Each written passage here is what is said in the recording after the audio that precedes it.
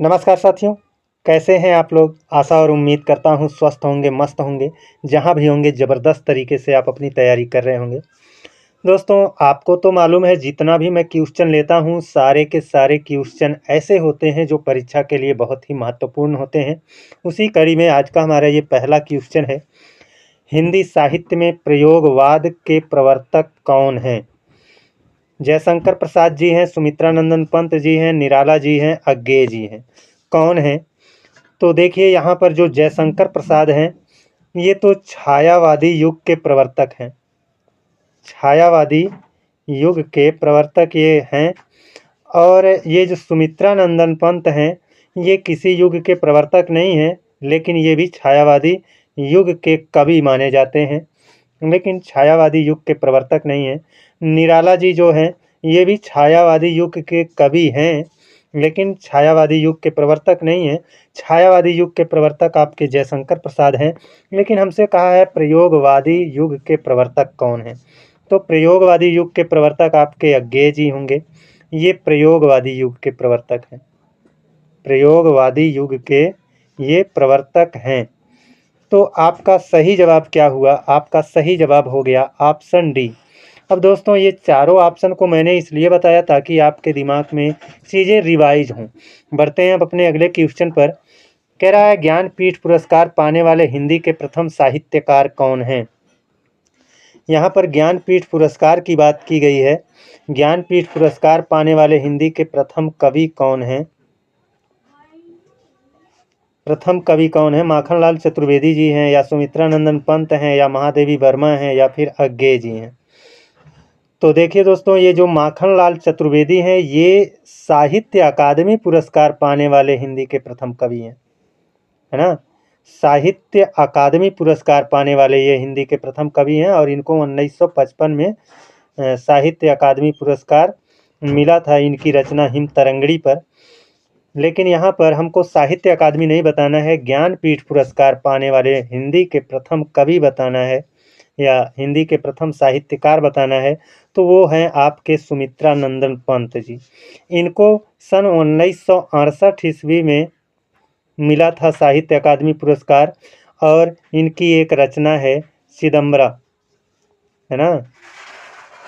चिदम्बरा रचना पर इनको साहित्य अकादमी ज्ञानपीठ पुरस्कार मिला। और सुमित्रानंदन पंत हिंदी के प्रथम ऐसे साहित्यकार हैं जिनको ज्ञानपीठ पुरस्कार मिला था। तो आपका ऑप्शन हो गया ऑप्शन बी सही। अगर आपसे पूछ लेता है कि साहित्य अकादमी पुरस्कार पाने वाले हिंदी के प्रथम साहित्यकार, तब आपका उत्तर होगा माखनलाल चतुर्वेदी। अब बढ़ते हैं दोस्तों अपने अगले क्वेश्चन पर। कह रहा है, निम्न में से किसकी भक्ति साख्य भाव की रही है ना। साख्य भाव का मतलब सखा भाव। सखा भाव की भक्ति किसने की है? तो ये आप देखिए, सूरदास जो हैं, इन्होंने सखा भाव की भक्ति की है। तो अतः आपका उत्तर क्या हो गया? ऑप्शन ए ही सही जवाब हो गया। सखा भाव की या साख्य भाव की भक्ति करने वाले कवि कौन है? सूरदास। अगर तुलसीदास को देखेंगे तो तुलसीदास ने दास्य भाव की भक्ति की है ना। अर्थात ईश्वर को अपने आप को ईश्वर का दास मान करके इन्होंने भक्ति की है। और कबीर दास जो हैं, इन्होंने भी दास्य भाव की भक्ति की है, और इन्होंने शांत भाव की भी भक्ति की है। दास्य भाव और शांत भाव की भक्ति की है। और मीराबाई जो हैं, ये माधुर्य, है ना, माधुर्य भाव की भक्ति की हैं। माधुर्य भाव की भक्ति की हैं। माधुर्य भाव की भक्ति की हैं। तो यहाँ पर चारों के बारे में मालूम हो गया। सूरदास सखा मानकर भक्ति किए हैं, तुलसीदास अपने आप को दास मान करके भक्ति किए हैं, कबीरदास ज्ञान की बात करते हैं इसलिए वो शांत भाव की भक्ति किए हैं, मीराबाई ईश्वर को अपना पति मान करके भक्ति की हैं इसलिए वो माधुर्य भाव की भक्ति की हैं। अब बढ़ते हैं दोस्तों अपने अगले क्वेश्चन पर। अपना अगला क्वेश्चन है, निम्न में से किसकी भक्ति साख्य भाव की रही है? ये तो क्वेश्चन रिपीट हो गया साथियों, है ना। तो इसका जवाब क्या था? आपका ऑप्शन ए था। बढ़ते हैं अगले क्वेश्चन पर। कह रहा है, हार की जीत के रचनाकार कौन है? हार की जीत के रचनाकार कौन है? तो इसका जो सही जवाब है वो सुदर्शन है। और मेरे पास तरीका है याद कराने का। इसको याद कराने का तरीका मेरे पास है, इसलिए आपको मैं याद करा दे रहा हूँ। देखिए दोस्तों, हार कर कौन जीतता है?